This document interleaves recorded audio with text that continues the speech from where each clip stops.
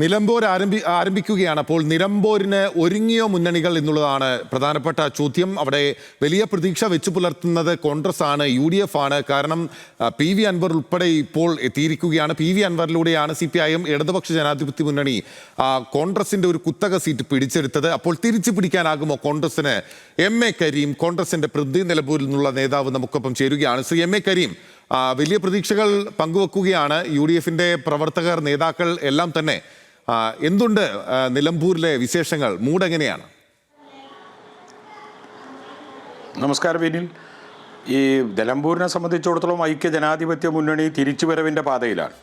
യാതൊരു കാരണവശാലും ഈ തെരഞ്ഞെടുപ്പിൽ ഐക്യ ജനാധിപത്യ മുന്നണിക്ക് മൃഗീയമായ ഭൂരിപക്ഷം ഉണ്ടാക്കുക എന്നല്ലാത്ത ഒരു നടപടിയിലേക്കും ഞങ്ങൾക്ക് മുന്നോട്ട് പോകാൻ വേണ്ടി കഴിയില്ല. നഷ്ടപ്പെട്ടത് തിരിച്ചു പിടിക്കാനുള്ള വീറോടെയുള്ള പ്രവർത്തനങ്ങൾ നടന്നുകൊണ്ടിരിക്കുകയാണ്. അതിനുവേണ്ടിയുള്ള എല്ലാ മുന്നൊരുക്കങ്ങളും ഞങ്ങൾ നടത്തിക്കഴിഞ്ഞു. വാർഡ് തലത്തിൽ വരെ ഐക്യ ജനാധിപത്യ മുന്നണിയുടെ പ്രവർത്തനം സജ്ജീകരിച്ചുകൊണ്ട് മുന്നോട്ട് പോകാൻ കഴിഞ്ഞിട്ടുണ്ട് എന്നുള്ളതാണ് ഒരു യാഥാർത്ഥ്യം. ശ്രീ MA കരീം, ഈ PV അൻവറിനെ സഹകരിപ്പിക്കുന്നതുമായി ബന്ധപ്പെട്ട് സംസ്ഥാന തലത്തിൽ UDF ഒരു തീരുമാനം എടുത്തിട്ടുണ്ട്. അത് UDF ചെയർമാനായിട്ടുള്ള പ്രതിപക്ഷ നേതാവിനെ ഏൽപ്പിക്കുകയാണ്. അപ്പോൾ നിലമ്പൂർ ഉപതെരഞ്ഞെടുപ്പ് അതിലൊരു പ്രധാനപ്പെട്ട ഫാക്ടറാണ്.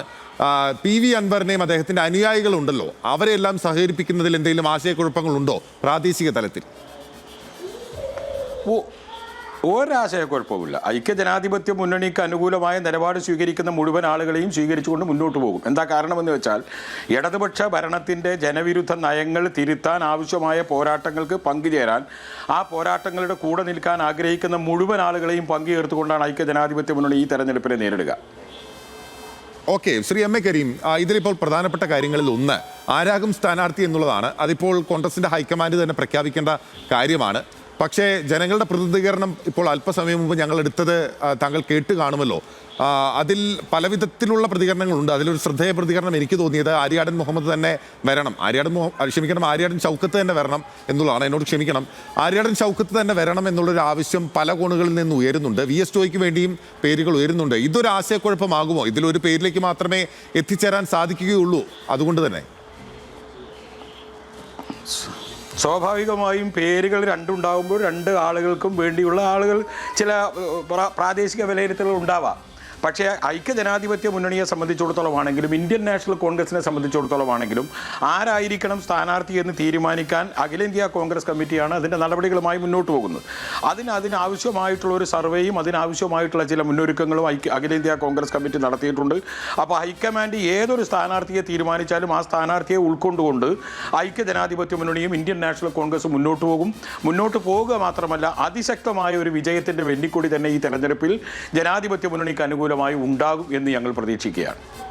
ശ്രീ MA കരീം, ഇതിപ്പോൾ നോക്കൂ, ഒരു MLA ഉണ്ടായിരുന്നത് അത് LDFന്റെ MLA ആയിരുന്നു. LDF സ്വതന്ത്രനായിരുന്നു PV അൻവർ എന്ന് പറയുന്നത്. ആ MLA ഇപ്പോൾ നിങ്ങളുടെ തട്ടകത്തിൽ എത്തിയിരിക്കുകയാണ്. സർക്കാർ ഇപ്പോൾ ഈ MLAയുടെ കാര്യപ്രാപ്തി ഉൾപ്പെടെ ഇപ്പോൾ ഇടതുപക്ഷം ചോദ്യം ചെയ്യുകയാണ്. അവിടെ വികസന പ്രവർത്തനങ്ങൾ മുഴുമിപ്പിക്കാനാവാത്തത് MLA മൂലമാണ് എന്നവർ പറഞ്ഞു വെക്കുകയാണ്. അപ്പോൾ യഥാർത്ഥത്തിൽ ഒരു മുൻ LDF MLA, അതായത് ഒരു സിറ്റിംഗ് MLA ആയിരുന്ന വ്യക്തിയെ സ്വന്തം പാളയത്തിലൂടെ എത്തിക്കുന്നതിലൂടെ യഥാർത്ഥത്തിൽ അവിടെ വികസന മുരടിപ്പുണ്ട് എന്ന് പറയുമ്പോൾ ധാർമ്മികമായി അത് ചോദ്യം ചെയ്യാൻ മറുപക്ഷത്തിന് സാധിക്കില്ലേ? കാരണം ആ വ്യക്തി നിങ്ങളുടെ കൂടെയല്ലേ ഇപ്പോൾ?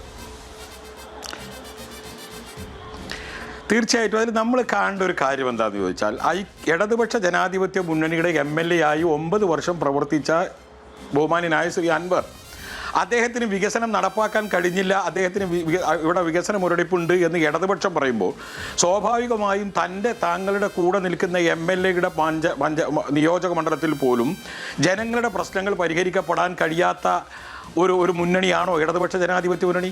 അത് ചെയ്തിട്ടില്ല എങ്കിൽ അതിൻ്റെ ഉത്തരവാദിത്വമാർക്ക? കേരളത്തിൻ്റെ മുഖ്യമന്ത്രി ബഹുമാനപ്പെട്ട പിണറായിക്ക് അതിൻ്റെ ഉത്തരവാദിത്വമില്ലേ? അതുപോലെ തന്നെ ഇടതുപക്ഷ ജനാധിപത്യ മുന്നണിക്ക് അതിൻ്റെ ഉത്തരവാദിത്വമില്ലേ? ആരാൻ്റെ തലയിൽ കെട്ടിവെച്ചുകൊണ്ട് തടിയെടുക്കുന്നതാണോ ശരി?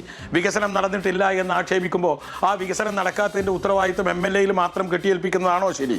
അതോ ഈ ഗവൺമെൻറ്റും അതിന് നേതൃത്വം കൊടുക്കുന്ന മുന്നണിയും ആ കുറ്റം ഏറ്റെടുത്തുകൊണ്ട് ജനങ്ങളോട് മാപ്പ് പറയണ്ടേ? ഈ നാട്ടിൽ വികസനം നടത്താത്തതിൻ്റെ ഉത്തരവാദിത്വം ഇടതുപക്ഷ ഭരണകൂടത്തിനല്ലേ? MLAക്ക് വികസനം നടത്താൻ കഴിയണമെങ്കിൽ ഭരണകൂടത്തിൻ്റെയും ഗവൺമെൻറ്റിൻ്റെയും പിന്തുണ വേണ്ടേ?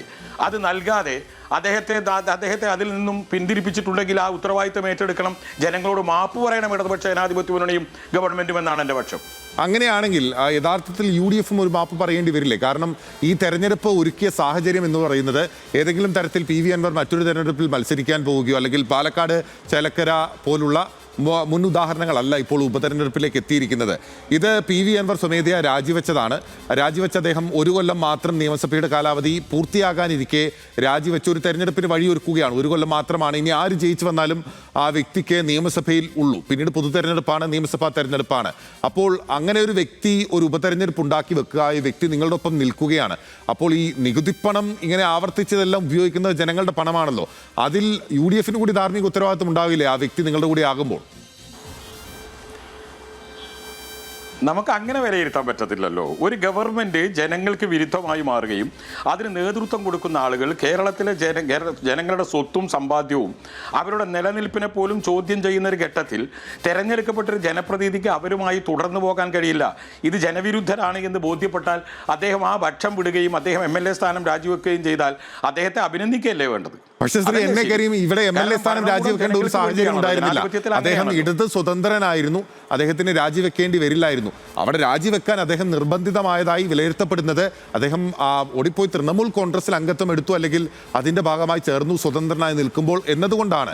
ആ രാഷ്ട്രീയ പക്വത അദ്ദേഹം അവിടെ കാണിച്ചിരുന്നെങ്കിൽ ഈ രാജി ഒഴിവാക്കേണ്ടി വരുന്നില്ലായിരുന്നു, അദ്ദേഹത്തിന് ഒരു സ്വതന്ത്രനായി തന്നെ നിൽക്കാമായിരുന്നു എന്നുള്ളതാണ് അപ്പുറത്തെ ഭാഗത്ത് നിന്ന് LDF ചൂണ്ടിക്കാട്ടുന്നത്. അധികാരത്തേക്കാൾ ആത്മാഭിമാനത്തിന് വില കൽപ്പിക്കപ്പെടണ്ടേ? അധികാരം എന്ന് പറയുന്നതാണോ വലുത്? ഒരു ജനപ്രതിനിധി, ഒരു പൊതുപ്രവർത്തനം എന്ന് പറയുന്നത് അധികാരം ഉറപ്പിക്കുന്നതിനും അതുപോലുള്ള സമീപനങ്ങൾക്ക് വേണ്ടി വിട്ടുവീഴ്ച ചെയ്യണമോ അതോ ആത്മാഭിമാനം സംരക്ഷിക്കുന്നതിന് വേണ്ടി നിലപാട് സ്വീകരിക്കണമോ? ഞാൻ പറയുന്നത് ആത്മാഭിമാനം സംരക്ഷിക്കുന്നതിന് വേണ്ടി നിലപാട് സ്വീകരിക്കണം. ആ നിലപാടാണ് അദ്ദേഹം സ്വീകരിച്ചത്. ആ നിലപാട് സ്വീകരിച്ചതിൽ അദ്ദേഹത്തെ ഞാൻ അഭിനന്ദിക്കുകയാണ്. യാതൊരു തർക്കമില്ല ആ കാര്യത്തിൽ. നിലമ്പൂരിലെ ഏറ്റവും പ്രധാനപ്പെട്ട ജനകീയ പ്രശ്നങ്ങൾ എന്തൊക്കെയാണ് UDF നിലമ്പൂരിൽ ചർച്ചയാക്കാൻ ഉദ്ദേശിക്കുന്നത്? നിലമ്പൂരിൻ്റെ വികസന രംഗത്ത് ഏറ്റവും പരമപ്രധാനമായിരുന്നു ബഹുമാന്യനായ ശ്രീ ആര്യാടൻ മുഹമ്മദ് തുടങ്ങിവെച്ച അദ്ദേഹത്തിൻ്റെ കാലഘട്ടത്തിൽ ആരംഭിച്ച നമ്മുടെ ബൈപ്പാസ്.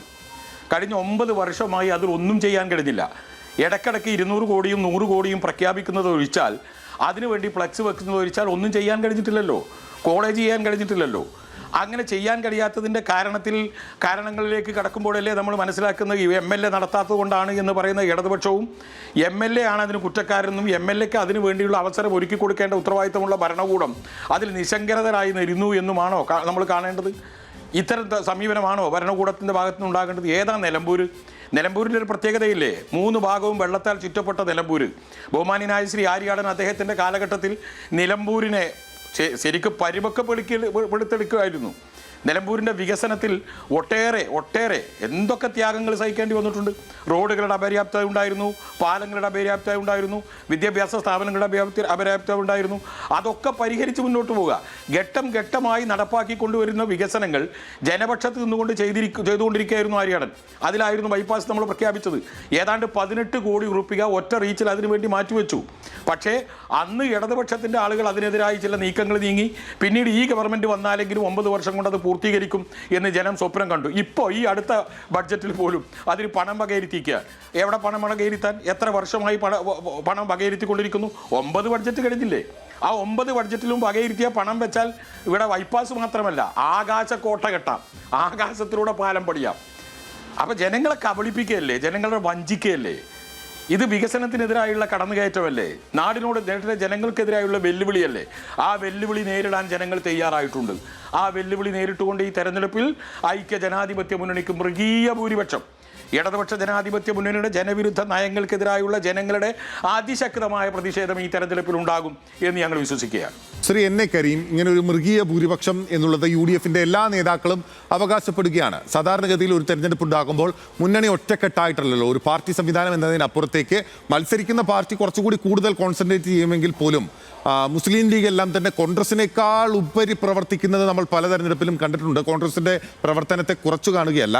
പക്ഷേ ഇവിടെ ഉള്ള ഇപ്പോഴുള്ള സവിശേഷ സാഹചര്യം എന്ന് പറയുന്നത് UDF എന്ന് പറയുന്ന ഒരു ഏകീകൃതമായ ഒരു സംവിധാനത്തിന് അപ്പുറത്തേക്ക് PV അൻവറിനെ സഹകരിപ്പിക്കുന്നു. PV അൻവർ എന്ന് പറയുന്ന നേതാവിനെ, അവിടെ മുൻ MLA ഏറ്റവും പ്രധാനപ്പെട്ട ക്രൗഡ് പുള്ളറായിട്ടുള്ള ഒരു വ്യക്തിയെ അവിടെ വേദികളിൽ ഉൾപ്പെടെ എത്തിക്കുന്നത് സ്വാഭാവികമായും അതെങ്ങനെയാണെന്ന് നമുക്ക് മനസ്സിലാക്കാം. പക്ഷേ PV അൻവറിന്റെ അനുയായികൾ ഉണ്ടല്ലോ, PV അൻവറിനൊപ്പം ഉറച്ചു നിൽക്കുന്ന ആളുകൾ, അവരെ എങ്ങനെയായിരിക്കും ഈ തെരഞ്ഞെടുപ്പിലെല്ലാം തന്നെ അക്കോമഡേറ്റ് ചെയ്യുക? അപ്പോൾ ഒരു വിധത്തിൽ ഒരേ പാതയിലുള്ള പ്രചരണമായിരിക്കുമോ, അതോ രണ്ട് തരത്തിലുള്ള പ്രചാരണങ്ങൾ ഉണ്ടാകുമോ?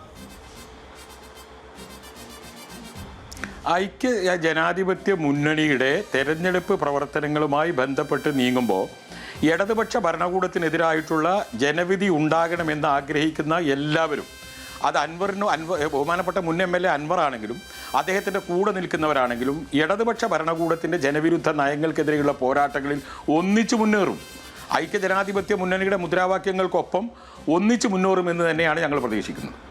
ഓക്കെ, വളരെ നന്ദി ശ്രീ NA കരീം. വളരെ വേഗത്തിൽ ന്യൂസ് മലയാളത്തോട് പ്രതികരിച്ചതിന് നിലമ്പൂരിന് ഒരുങ്ങിയോ എന്നുള്ളതായിരുന്നു ചോദ്യം. ഒരുങ്ങിയിരിക്കുന്നു എന്നുള്ളതാണ് കോൺഗ്രസിന്റെ അഭിപ്രായം. എന്തായാലും കോൺഗ്രസിന്റെ സ്ഥാനാർത്ഥി പ്രഖ്യാപനം 24 മണിക്കൂറിനുള്ളിൽ എന്നുള്ളതാണ് VD സതീശൻ UDF ചെയർമാൻ പ്രതിപക്ഷ നേതാവ് പ്രഖ്യാപിച്ചിരിക്കുന്നത്. ഒരാഴ്ചയ്ക്കുള്ളിൽ CPIM-ന്റെ LDF-ന്റെ സ്ഥാനാർത്ഥിയെയും അറിയാം. മത്സരിക്കണമോ എന്ന കാര്യത്തിൽ BJP-യിൽ ആശയക്കുഴപ്പവും ഉണ്ട്.